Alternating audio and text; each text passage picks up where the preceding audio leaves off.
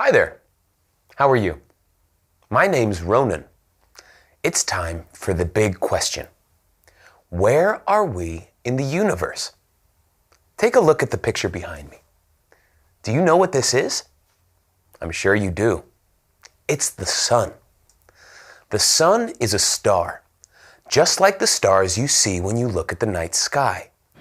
But the sun is a special star for us here on Earth. It gives us light and heat. It helps our food grow, and we need it to live. But did you know that the Earth shares the sun with 7 other planets? Here's another picture. This is the solar system. Can you see Earth? The Earth is the 3rd planet from the sun. The other planets are Mercury, Venus, Mars, Jupiter, Saturn, Neptune, and Uranus. All of these planets are moving all the time, and they all move around the sun. This is because the sun's gravity is so strong, it pulls the planets around it. The path each planet takes around the sun is called an orbit. The Earth completes one orbit in 365 days, or a year. The planets closer to the sun take a much shorter time to orbit the sun, and the planets further away take longer. The solar system is a fascinating place, but there's a lot we don't know about it. However, lots of people are always trying to find out more.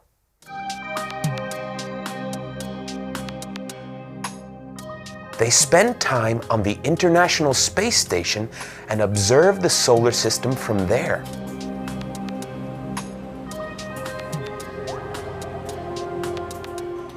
Scientists develop new technology for space travel.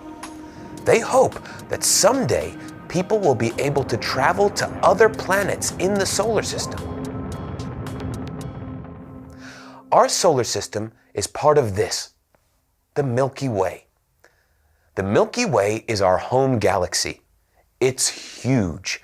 It contains over 200 billion stars, and astronomers think there are many solar systems in the Milky Way. But the Milky Way is only part of the universe. There are many, many more galaxies in the universe.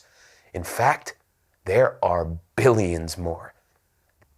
The Earth is the most important planet to us because it allows us to live. But the Earth is only a small planet in a huge solar system. The solar system is only a small part of a huge galaxy, and the galaxy is a small part of a huge universe. Space is a fascinating place. Would you like to travel there someday?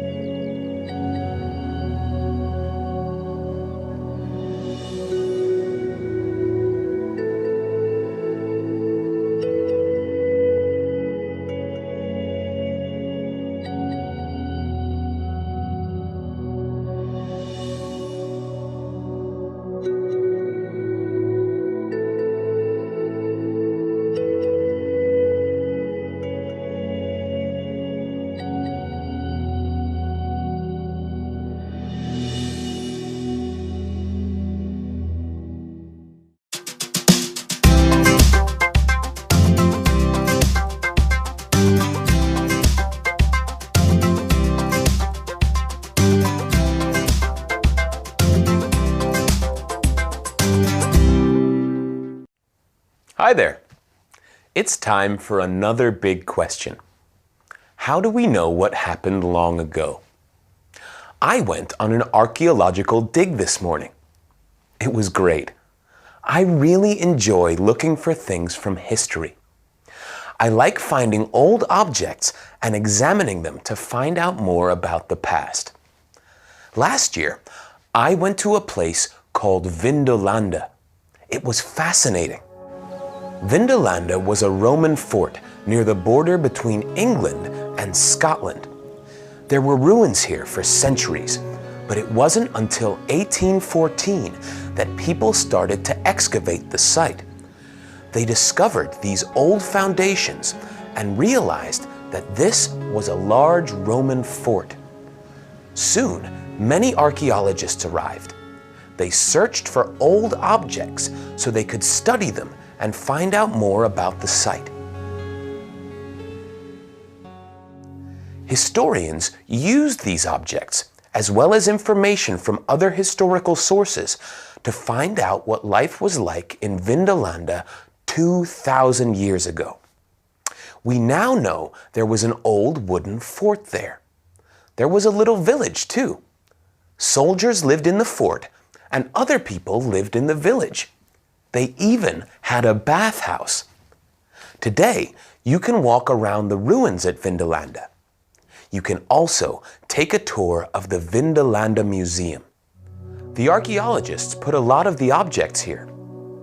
From these objects, we know the kinds of clothes people wore, the tools they used, and the jewelry they made.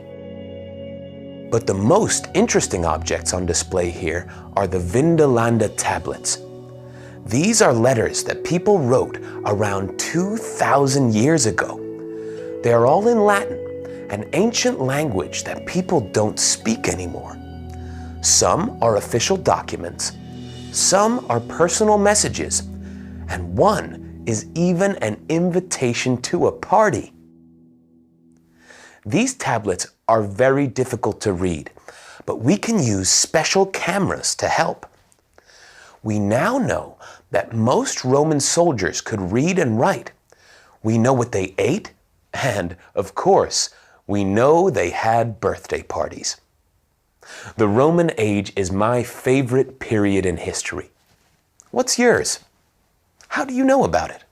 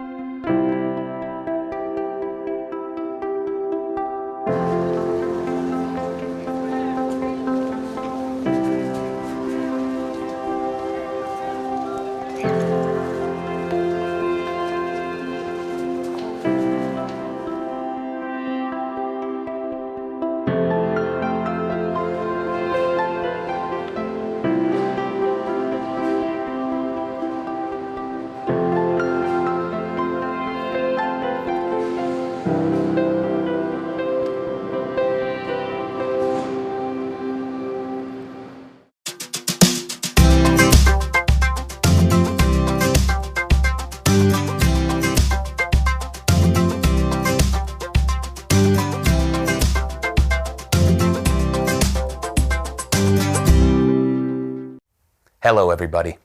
It's time for today's big question. Are you ready? Where does our food come from? This boy has lots of food, and all of this food comes from many different places. Take a look at this map. It shows where much of our food comes from. There are strawberries from Spain, apples from South Africa, and bananas from Ecuador. Today, most people can buy food from all over the world in a supermarket. It's very convenient to find and buy international foods in one place. Airplanes, ships, trains, and trucks transport this food. They use a lot of fuel, which causes pollution. Much of this food also needs refrigeration. Some companies put chemicals on their food.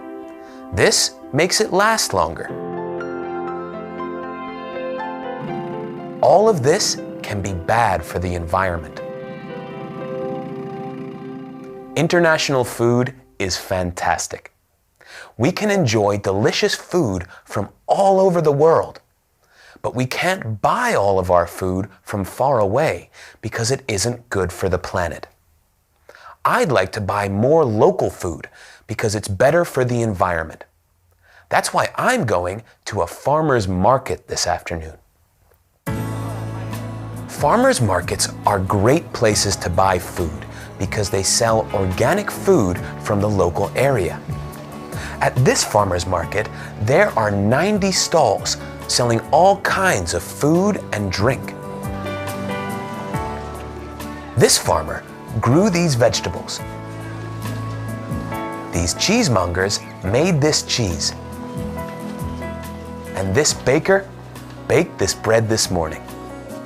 And they made all this food with ingredients that were grown locally. The food doesn't travel very far, so it doesn't create a lot of pollution. It's organic, and there isn't much processing or packaging. It's important to buy local food because it can save energy, improve your health, and help local businesses. Tonight, I'm cooking curry. I bought everything I need at the farmer's market. I love food from different countries, but I try to buy most of the ingredients to make this food locally. Where does your food come from?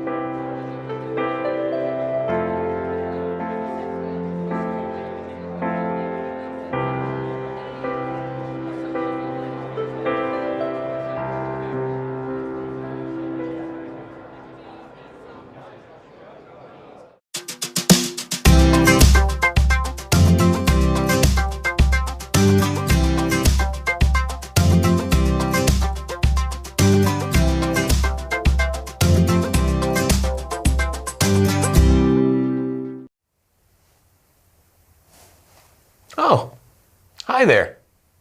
How are you today? Are you looking forward to another big question? Well, here it goes. Why do we make art? I'm painting a picture today. I have my paint, my paintbrush, and my canvas. I'm not very good at art, but I really enjoy making it.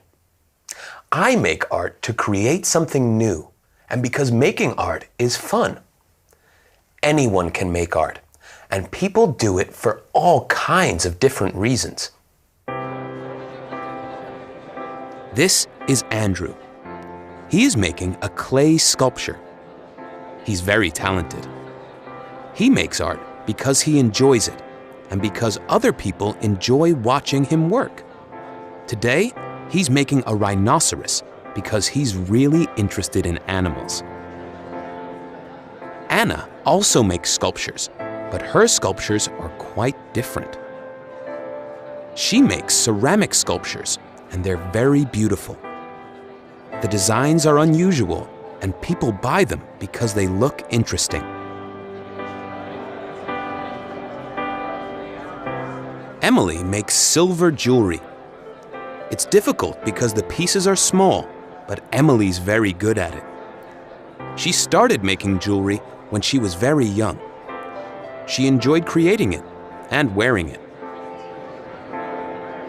Now, other people love wearing her jewelry too. Neil makes traditional wooden furniture. He likes using old tools to make tables and chairs.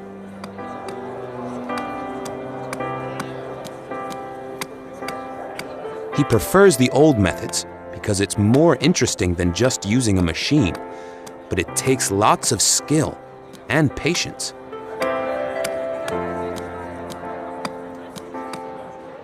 This is Linda. She's a fantastic art teacher, and she thinks everyone should paint. Some people can't paint very well, but that's okay, because everyone has an imagination. As long as you use your imagination, you can create art.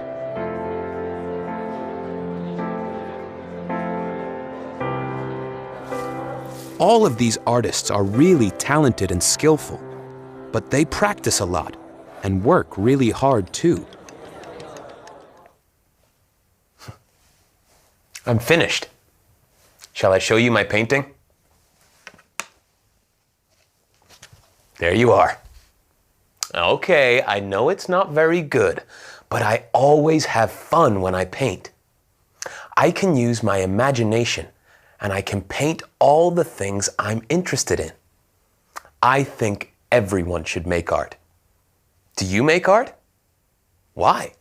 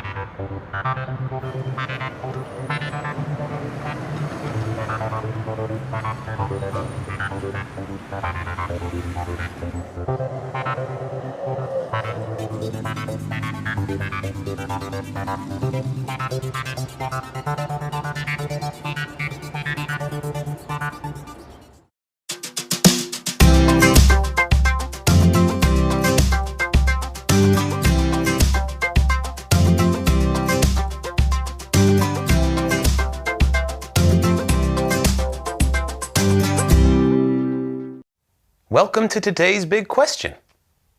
What is a city? Look at the picture behind me. Do you know where this is?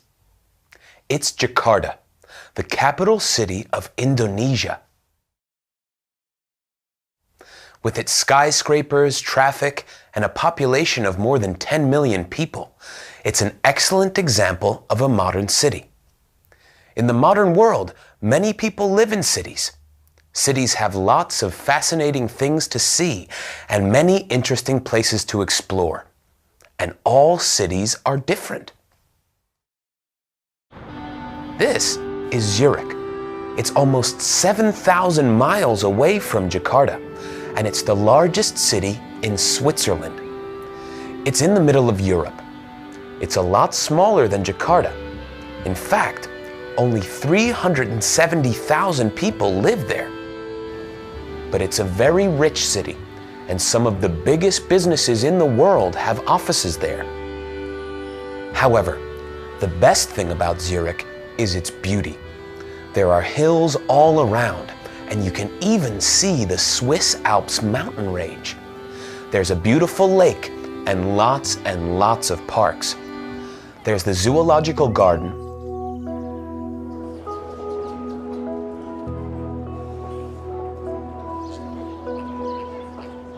the old botanical garden,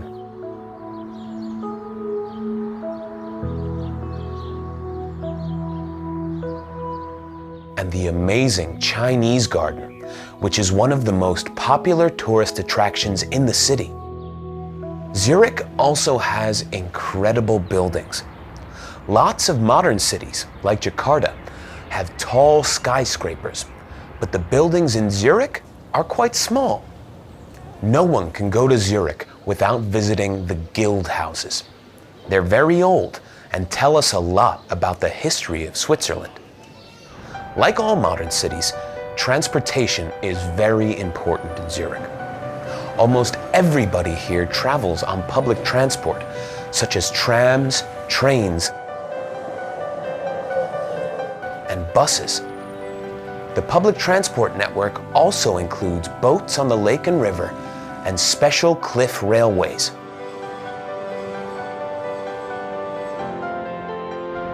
Cities are also famous for their culture. And there are many cultural places to visit in Zurich. The Zurich Museum of Art has one of the largest collections of modern art in the world. I went to Zurich last year and I loved it. In fact, I love most cities. They have so much to offer. Do you have a favorite city?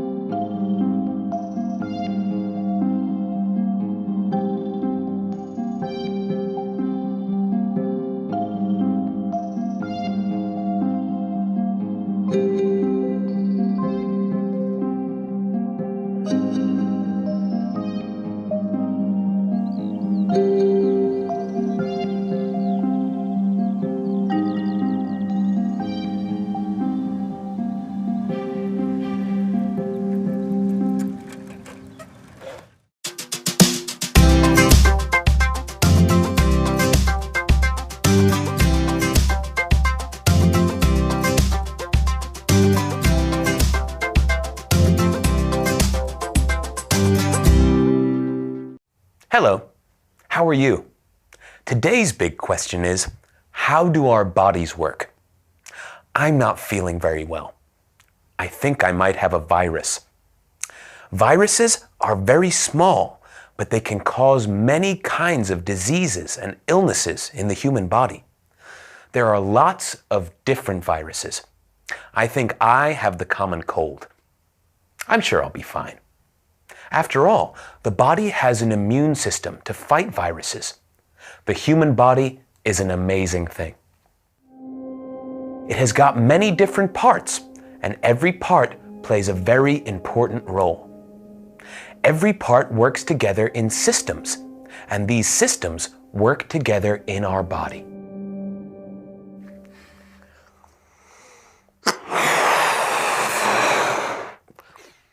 I'm using my respiratory system to blow up this balloon. Do you know what a respiratory system is? It helps us to breathe.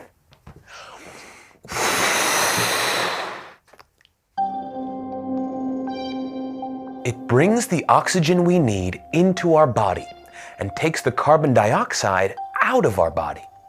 It then takes this oxygen through our trachea and into our lungs. The respiratory system is essential for life. We need it to breathe, which is something we do at least 12 times every minute. Without the respiratory system, we wouldn't take in oxygen, and without oxygen, we wouldn't be able to live. But the respiratory system wouldn't work without the circulatory system. Look at this picture. Can you see the lungs? What else can you see? You can see the heart.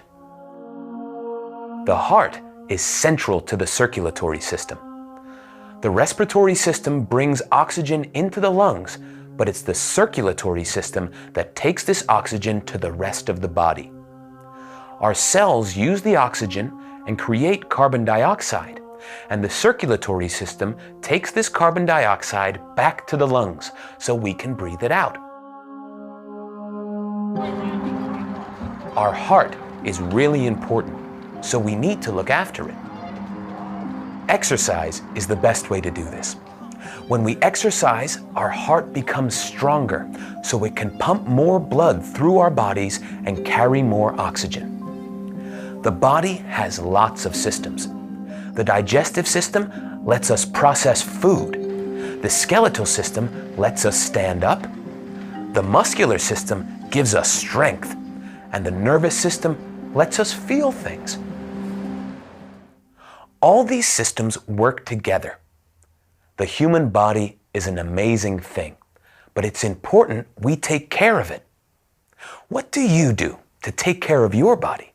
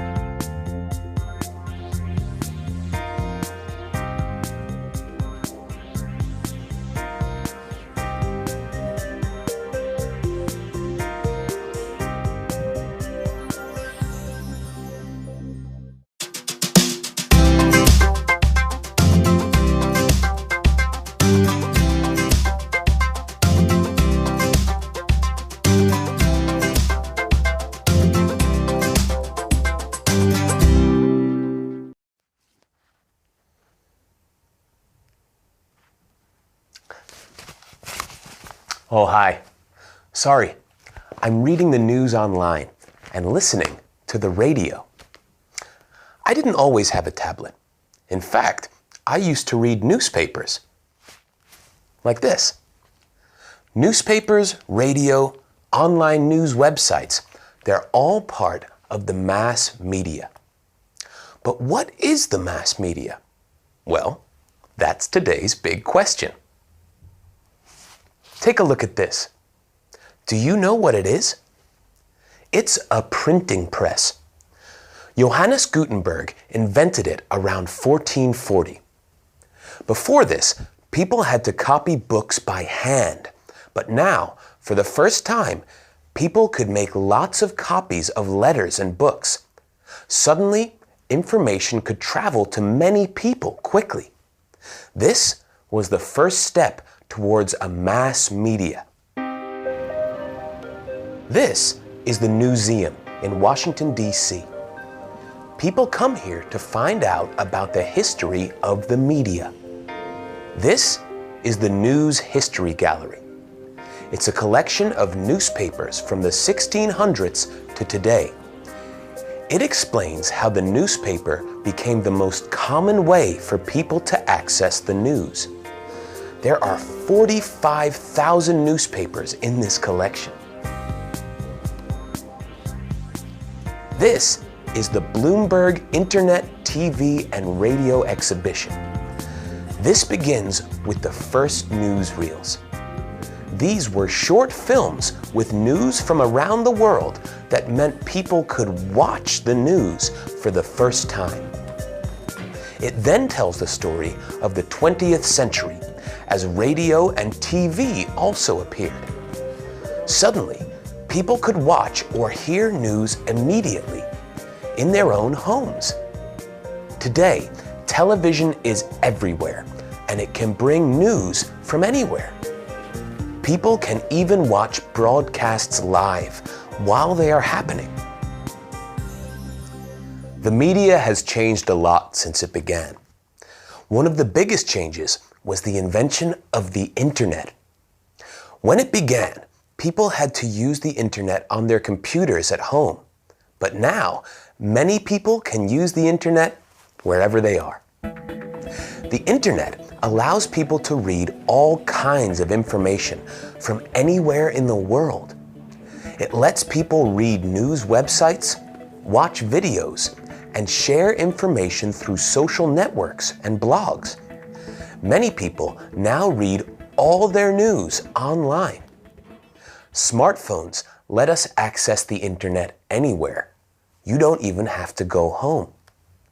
Today, people have a lot of different choices for their news, and we can access the media in many ways.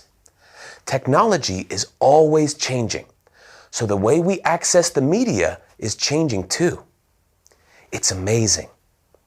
What do you think will happen next?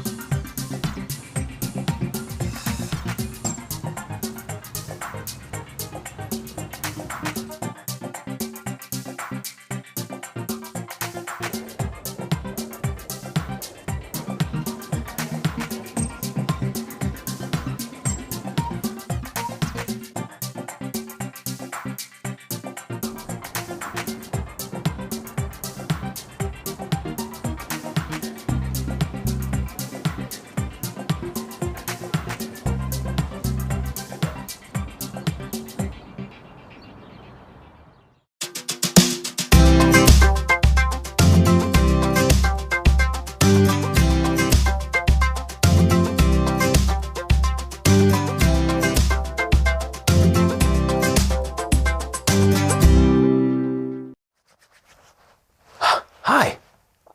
We're experiencing terrible weather at the moment. We've had a lot of storms, and they were very powerful. So, what can we learn from nature's power? That's today's big question. It's very cold outside. In fact, there might be a blizzard later on. It's really dangerous to drive in blizzards because the drivers can't see or control their cars properly. When the weather is this bad, sometimes public transport even shuts down. Last year, there was a terrible blizzard, and the snow broke the power lines, so we had no electricity. There are many different types of natural disasters, and each type is powerful in its own way. Earthquakes happen when the Earth's plates move against each other, and they can destroy entire cities. Hurricanes are large storms. They're very violent. The wind can blow down everything in its path, and the heavy rain can cause floods. Tornadoes are strong spinning winds of up to 250 miles per hour. All of these natural disasters are very dangerous because they are so powerful. Therefore, it's very important that we are prepared for them. That's why we have warning weather systems. This is the Met Office in the UK. It's the National Weather Forecaster. One of its most important jobs is to predict weather disasters. It began in 1854, and it predicted storms for sailors. People drew special storm charts. They told people when storms were coming to their area. Today, the Met Office predicts all kinds of weather, and it uses very modern equipment. It takes information from satellites in space and observation centers on Earth to predict what the weather will be like. They report this information on the news so everybody knows what kind of weather to expect. To keep people safe, many countries around the world have offices like the Met. It's very important that we know about natural disasters before they happen so that we can prepare. But what can we do to prepare? Well, in an emergency, we need a lot of supplies because we may not be able to go outside. We need food, water, and medicine. We might need a special storm shelter too. Things like flashlights and sleeping bags are also very useful. But the most important thing we can have is information. During a natural disaster, we need to know what we should do and where we should go. Nature's power is very strong. We can't fight it, so we always need to be prepared. What would you do to prepare?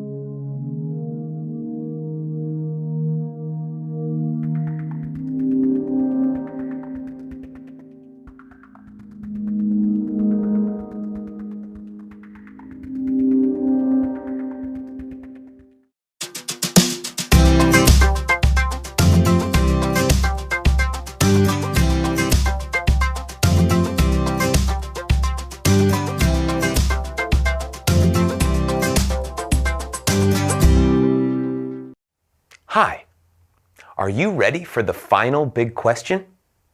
Here it is. Why are biomes important? All living things live in biomes. Look at this picture. What kind of biome do you think this is? It's an aquatic biome. There are two main types of aquatic biomes, freshwater biomes and oceans. You can find freshwater biomes inland.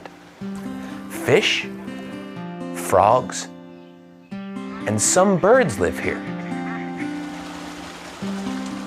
Rivers, streams, ponds, and lakes are all freshwater. This means that the water here has less than 1% salt. Only 3% of the Earth's water is freshwater. Most of the Earth's water is salt water. You find salt water in the ocean. The ocean is another type of biome that covers 75% of the Earth. There are lots of different kinds of plants and animals here. One of the most famous ocean biomes in the world is the Great Barrier Reef off the coast of Australia. You can find all kinds of fascinating sea life here. There are also many different types of biomes on land. This is a tropical rainforest. It's a very important biome because half of all the animal and plant species on Earth live here. These include monkeys and tropical snakes. This is a temperate forest. Many plants and animals make temperate forests their home, including leopards, rhinoceroses, and deer. This is the taiga, a biome which gets lots of snow and has lots of evergreen trees. It's cold, but animals still live here, like wolves. North of the taiga is the tundra. It's even colder here. Only a few creatures can live here, like this polar bear. The grasslands are very different to the tundra. They are warm, and a lot of wildlife can live here. Finally, there's the desert. It's very dry, so very few plants and animals can live here. However, you can find some interesting plants and animals in the desert, like these birds.